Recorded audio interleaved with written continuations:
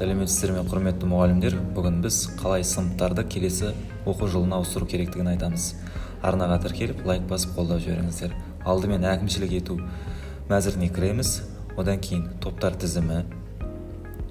Топтар тізімінен біз өзімізге қажетті сыныптарды алатын боламыз. Және де алдыңғы жылға өтеміз, оқу жылына. Одан кейін бізде өтпей қалған сыныптар осылай қара түсті болып тұрады. Және де сыныпқа басамыз.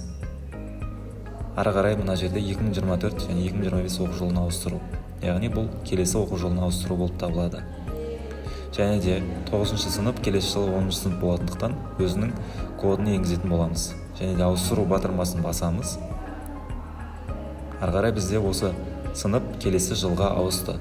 Яғни оқу жылында 9-шы сынып 10-шы сынып болып өзгертілді. Ақпарат пайдалы болса, лайк басып, комментарий жазыңыздар.